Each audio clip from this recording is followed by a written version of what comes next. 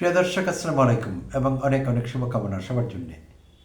He talks in style, he walks in style, he moves in style, he is Gangnam style.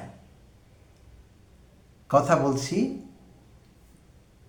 Zia আন্তর্জাতিক বিমানবন্দরে কর্মরত বর্তমানে magistrate নওশাদকে নিয়ে।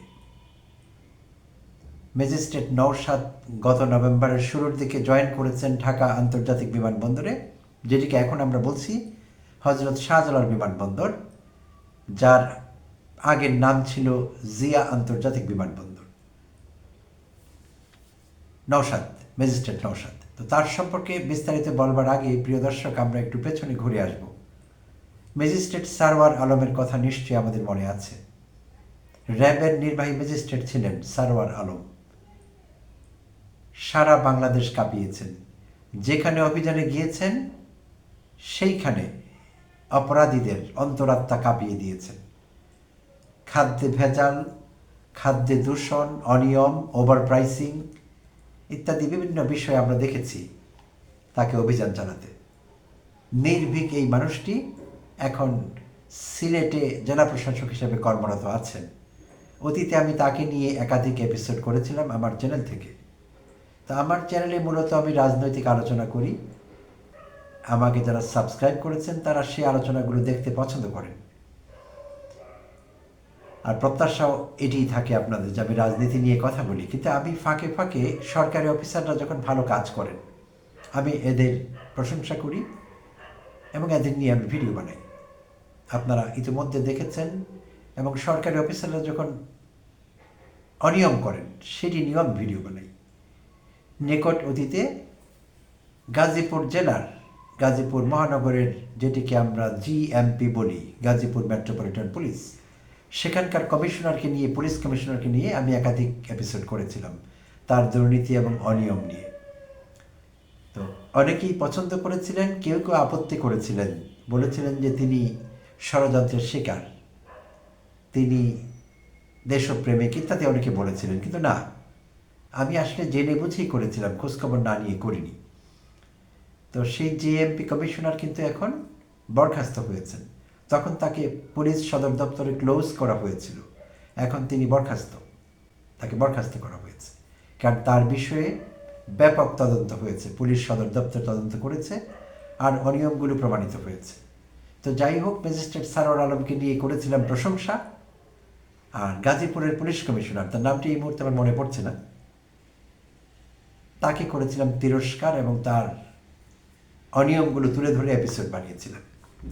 তো এখন তেমনি আরেকজন ম্যাজিস্ট্রেট আমাদের সামনে চলে আসলেন। সেই ম্যাজিস্ট্রেটের নাম হলো কে এম আবু নওশাদ। বয়সে তরুণ, অনেকে তাকে জেন জি ম্যাজিস্ট্রেট বলেন, জেনারেশন জি এর সঙ্গে তাকে যুক্ত করবার চেষ্টা করেন। হ্যাঁ, তার বয়স অত বেশি হবে না, তিনি বয়সে তরুণ, তাই সেটি তার জন্য ঠিক আছে। তো তিনি যেভাবে চলাফেরা করেন, তার যে স্টাইল, আমি শুরুতেই বলেছিলাম, he talks in style, he moves in style, he walks in style, he is Gangnam style. তা আমার কাছে মনে হয়েছে তিনি গ্যাংনাম স্টাইল। থাম্বনেইলে আমি যে ছবি দিয়েছি আপনারা দেখছেন, তিনি স্কুটারে করে চলাফেরা করছেন এয়ারপোর্টের ভেতরে। আমি ভিডিও দেখেছি, আমি দেখেছি সেখানে তিনি চাকাওয়ালা যে ছোট্ট গাড়িগুলো আছে, এখান থেকে ওখানে যাওয়া যায়, স্কুটার। তো সেটি নিয়ে, আমাদের দেশে স্কুটার বোধহয় অন্য কিছুকে বোঝায়, কিন্তু ইন্টারন্যাশনালি এই ছোট্ট গাড়িটিকে, নিচে চাকা আছে, মূলত তরুণ তরুণীরা এগুলোতে চড়েন, সবাই চড়তে পারে, বাট আমি বিদেশে দেখেছি কম বয়স্ক ছেলেমেয়েরা এগুলোতে উঠে এক জায়গা থেকে আরেক জায়গায় যাচ্ছেন, বেশ ফান। আমি নিজেও চড়ে দেখেছি, স্কুটার বলা হয় ইন্টারন্যাশনালি। তো তিনি স্কুটারে চড়ে ঢাকা এয়ারপোর্টের ভেতরে, জায়গাটি বেশ বড়, বিশাল, এক জায়গা থেকে আরেক জায়গায় তাকে দ্রুত মুভ করতে দেখা গেছে এই চাকাওয়ালা স্কুটারে চড়ে। এবং কোনো জায়গা থেকে তিনি কল পেলে, কারোর সেবা দরকার, কোনো জায়গায় অনিয়ম হয়েছে, তাকে কল দিলে তিনি সঙ্গে সঙ্গে স্কুটারে চড়ে এই মাথা থেকে ওই মাথা ছুটে বেড়াচ্ছেন ঢাকা এয়ারপোর্টে। গত নভেম্বরের শুরু থেকে এই অ্যাক্টিভিটিস চলছে ম্যাজিস্ট্রেট কে এম আবু নওশাদের। তো আবু নওশাদ বেশ সাড়া ফেলেছেন ঢাকা আন্তর্জাতিক বিমানবন্দরে। আমরা জানি বছরের পর বছর, দশকের পর দশক সেখানে অব্যবস্থাপনা, অনিয়ম, ঘুষ, দুর্নীতি, যাত্রী হয়রানি, এই অভিযোগগুলো কিন্তু আছে। এবং কখনো কখনো খুব সিরিয়াস পর্যায়ের অভিযোগ আছে সেখানে। যাত্রীদের লাগেজ থেকে চুরি, বিদেশ ফেরত যাত্রীদের যে লাগেজ নিয়ে আসেন তারা লাগেজ কেটে সাইড দিয়ে সেখান থেকে তাদের মূল্যবান জিনিসপত্র চুরি হয়েছে অসংখ্যবার।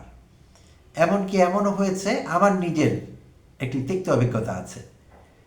অনেক বছর আগের কথা, আমি যখন মার্কিন যুক্তরাষ্ট্র থেকে ফিরলাম, শীতকাল ছিল, আমি একটি ব্লেজার পরেছিলাম। ব্লেজারের সামনের দিকের ওপেন পকেটে আমি একটি মোটামুটি দামি ফোন রেখেছিলাম। বাংলাদেশে চলে আসছিলাম, তাই ভাবছিলাম যে বাংলাদেশে ফিরে গেলে সক্ষমতা আগের মতো থাকবে না, একটি ভালো ফোন নিয়ে যাই। তো নোকিয়ার একটি ভালো ফোন আমি নিয়ে এসেছিলাম, আমার ব্লেজারের পকেটে ছিল। তো ফোনটি বাংলাদেশে ঢুকেনি। আমি যখন আমার লাগেজ বুঝে নিচ্ছিলাম কনভেয়ার বেল্ট থেকে, যেখানে ঘুরতে থাকে একটি বেল্ট, লাগেজ আসে সেখানে, আমি যখন অপেক্ষায় ছিলাম, সেখানকার কোনো কর্মচারী, আমি নিশ্চিত আমার সহযাত্রীরা নেননি, কারণ সেই ফ্লাইটটি মার্কিন যুক্তরাষ্ট্র থেকে এসেছিল, ফোন চুরি করবার কারো দরকার হয় না। তো সেখানে যারা কর্মচারী ছিলেন, সুটেড বুটেড, তাদের কেউ একজন আমার পকেটে হাত দিয়ে আমার ফোনটি নিয়ে গিয়েছিলেন। কারণ আমি যখন লাগেজ এরিয়া ত্যাগ করি, লাগেজ এরিয়া ত্যাগ করবার 5 মিনিট 7 মিনিট আগেও আমি ফিল করেছি আমার পকেটে ফোন আছে। ঠিক 5-7 মিনিট পর আমি আমার লাগেজ বুঝে নিয়ে যেই এরিয়াটি ত্যাগ করি, তখনই আমি বুঝতে পারি যে আমার পকেটে ফোনটি নেই। তো সেই ফোনটি আমি আর ফেরত পাইনি। তো এই সব অভিযোগগুলো ঢাকা এয়ারপোর্টে অনেক পুরনো। এবং ইন্টারেস্টিংলি আরেকটি কথা বলে রাখি, আমার একটি ফোন আমি যখন যুক্তরাষ্ট্রে ছিলাম 5 বার হারিয়েছিলাম। আমার একটু জিনিসপত্র হারাবার প্রবলেম আছে, আমি হারিয়ে ফেলি। তো 5 বার একটি ফোন হারিয়েছিলাম। কোনো জায়গায় গিয়ে রেখে আসি ভুল করে, সুপার শপে গিয়েছি, হয়তো কেনাকাটা করছি, কোনো একটি আইলে শেলফের কোনায় হয়তো ফোনটি রেখেছে, কেউ ফোন করেছে, কথা বলে রেখে হাত খালি করে অন্য কাজ করছি, কিছু পিক করছি। তো আমি পরে ভুলে আসি ফোন সেখানে। বাসায় আসলে মনে হয় যে আমার ফোন তো দোকানে রয়ে গেছে। 5 বার হয়েছিল এটি আমার সঙ্গে। একবার লাইব্রেরিতে, এরকম 5 বার হয়েছিল। তো 5 বারই কিন্তু আমি পরদিন ফিরে গিয়ে বা 2-3-4 ঘন্টা পর ফিরে গিয়ে সেখানে আমার ফোন আমি পেয়েছি। ওখানে প্রত্যেকটি প্রতিষ্ঠানে লস্ট অ্যান্ড ফাউন্ড জায়গা আছে, অর্থাৎ কেউ কিছু হারিয়ে গেলে সেখানে জমা দেয়, যারা হারিয়েছে তারা সেটি ফাইন্ড করতে পারেন, খুঁজে পেতে পারেন পরে সুবিধামতো সময়ে। সো আমি লস্ট অ্যান্ড ফাউন্ডে 5 বারই আমার ফোনটি পেয়ে গিয়েছি, কেউ নেয়নি। কিন্তু আমার মোটামুটি দামি একটি ফোন যখন আমি নিয়ে বাংলাদেশে ঢুকছিলাম, সেই ফোনটি বাংলাদেশে ঢুকতে পারেনি, নো ম্যানস ল্যান্ডে রয়ে গেছে। তো এইটি পুরনো অভিযোগ, লাগেজ চুরি। তো অসংখ্য অনিয়ম, যাত্রীদের কান্না করতেও দেখা গেছে। মধ্যপ্রাচ্যে ফেরত অনেক অসহায় যাত্রী, সেখানে বেতন পাননি। মধ্যপ্রাচ্যে অনেক যাত্রী অন্যায় অনিয়মের শিকার হন, অত্যাচারিত হন। সেখানকার অনেক নিষ্ঠুর কিছু শেখ বা এরকম ধনী লোক আছেন, তারা অনেক সময় যাত্রীদের টাকা দেন না, বেতন দেন না, দালালের খপ্পরে পড়েন, এসব নানান কাহিনী। হয়তো অনেকে কান্না করছিলেন ঢাকা এয়ারপোর্টে, এমন দৃশ্য কিন্তু আমরা ভিডিওতে দেখেছি, পত্রিকায় এসেছে। চুরির শিকার হয়েছেন, অল্প কিছু জিনিস যা লাগেজ করে এনেছেন সব তার চুরি গেছে। তো গত নভেম্বর থেকে এটি বন্ধ হয়েছে ঢাকা এয়ারপোর্টে। খুবই খুশির খবর, আমার খুব ভালো লাগছে। কারণ আমাদের যাত্রী ভাইয়েরা যারা বিদেশ ফেরত কষ্টার্জিত টাকা উপার্জন করেন, তারা আমাদের জন্য ফরেন কারেন্সি উপার্জন করেন, প্রবাসী ভাই বোনেরা। তো তারা এই লাগেজ হারিয়ে ফেলেন, তাদের টাকা চুরি হয়, তাদের ডলার কেড়ে নেওয়া হয়, তাদের মূল্যবান জিনিসপত্র কেড়ে নেওয়া হয়, সিজ করা হয়, অনেক কিছু তাদের সঙ্গে করা হয়। আর বিশেষভাবে যদি তারা বুঝতে পারেন, আমরা জানি যে মধ্যপ্রাচ্যে অনেক প্রফেশনাল ভাই বোনও থাকেন বাংলাদেশের, আবার অনেকেই আছেন খেটে খাওয়া মানুষ, তারা পরিশ্রম করেন, তারা উচ্চশিক্ষিত নন, তারা সাধারণ মানুষ, কিন্তু তারা আমাদের জন্য ফরেন কারেন্সি আর্ন করছেন, তারা আমাদের ইকোনমির লাইফ লাইন। তো সেই সহজ সরল প্রবাসীদের সঙ্গে আরও বেশি অন্যায় করা হয়, কর্মকর্তারা তাদের উপর আরও বেশি খড়গহস্ত হন। কারণ ভাবেন তারা হয়তো প্রতিকার চাইতে পারবেন না, প্রতিরোধ করতে পারবেন না। আবার ইউরোপ আমেরিকার ফ্লাইট হলে তারা একটু বুঝে শুনে করেন, কারণ তাদের সক্ষমতা বেশি, তারা বেশি সচেতন, সাবধানে করেন তারা কাজটি, এয়ারপোর্টে যারা অনিয়মের সঙ্গে যুক্ত। তো এর মধ্যে কাস্টমসের কর্মকর্তা আছেন, যেটিকে আমরা বেসামরিক বিমান চলাচল কর্তৃপক্ষ বলছি, BABIJOC। সেখানকার কর্মকর্তারা আছেন, আনসার সদস্যরা আছেন, APBN এর সদস্যরা আছেন, যারা যারা আছেন তারা সবাই কম বেশি নানা রকম অনিয়মের সঙ্গে জড়িত। ফরম্যাটটি হয়তো আলাদা, কেউ হয়তো ঘুষ নিচ্ছেন, কেউ জিনিসপত্র কেড়ে নিচ্ছেন, কেউ ধমক দিচ্ছেন। প্রবাসী ভাইকে একটু দুর্বল দেখলে, তার গেট আপ দেখে যদি মনে হয় তাকে ধমক দেওয়া যাবে, তিনি যদি কোনো প্রশ্ন করেন তাকে একটি ধমক দেওয়া হচ্ছে, এটিও কিন্তু দেখেছি আমরা। সেইটিও অনিয়ম আমি মনে করি, অনিয়ম এবং অন্যায়। এই ধমক দেওয়ার অধিকার কারণেই কেউ করতে পারে না সেটি, বাট তারা করেন। তো অনেকদিন পর আমি খুব আবেগাপ্লুত হয়েছি ম্যাজিস্ট্রেট নওশাদের কর্মতৎপরতা দেখে। তিনি ঝটিকা বেগে ছুটে যাচ্ছেন, আমি ভিডিওতে যেটি দেখলাম, যেখানে অভিযোগ পাচ্ছেন কোনো প্রবাস ফেরত যাত্রী অনিয়মের শিকার হয়েছেন, কারো লাগেজ কাটা গেছে, কারো কিছু খুঁজে পাওয়া যাচ্ছে না, যেখানেই অনিয়ম হচ্ছে তিনি ছুটে যাচ্ছেন, তিনি জায়গায় মোবাইল কোড বসিয়ে শাস্তি দিচ্ছেন। এমনও হয়েছে প্রথম সপ্তাহে তিনি জয়েন করে এক দোকানদারকে এয়ারপোর্টের 20,000 টাকা জরিমানা করেছেন, কারণ পণ্যের গায়ে লেখা দাম থেকে টাকা বাড়িয়ে নিচ্ছিলেন যাত্রীদের কাছ থেকে, ওখানকার প্যাসেঞ্জারদের কাছ থেকে, বা যারা কেনাকাটা করছিলেন তাদের কাছ থেকে। তো সেটি তিনি ধরতে পারেন এবং 20,000 টাকা জরিমানা করেন। মাদকাসক্ত, পাবলিক প্লেসে ধূমপানকারী, লাগেজ কর্তনকারী, এরকম যাকে যাকে তিনি পেয়েছেন পকেটমার, প্রত্যেককে জায়গায় ধরে মোবাইল কোড বসিয়ে শাস্তির ব্যবস্থা করেছেন, জেল জরিমানার ব্যবস্থা করেছেন। তার ভয়ে এয়ারপোর্ট এরিয়া যারা অনিয়ম করছেন তারা তটস্থ, অনেকে রাতের ঘুম হারাম হয়ে গেছে। তো এই ম্যাজিস্ট্রেট নওশাদ, তিনি নির্বাহী ম্যাজিস্ট্রেট বাই দ্য ওয়ে, তো তিনি এবং যা করছেন সেই সব কর্মতৎপরতা ভিডিও করছেন, কখনো স্টিল ফটোগ্রাফি হচ্ছে, ছবি থাকছে, সেগুলো তিনি আবার তার ফেসবুকে পোস্ট করছেন। তো সেখানে ব্যাপক সাড়া পাওয়া গেছে, ব্যাপক লোক, লক্ষ লক্ষ লোক তার বিষয়গুলো পজিটিভলি দেখছেন। এবং তার প্রতিটি ভিডিওতে, আমি জানলাম নিউজ পেপার থেকে, আমি দেখিনি কখনো, তার প্রতিটি ভিডিওতে নাকি মিলিয়নস অফ ভিউজ হচ্ছে, লোকেরা তাকে প্রশংসায় ভাসাচ্ছেন।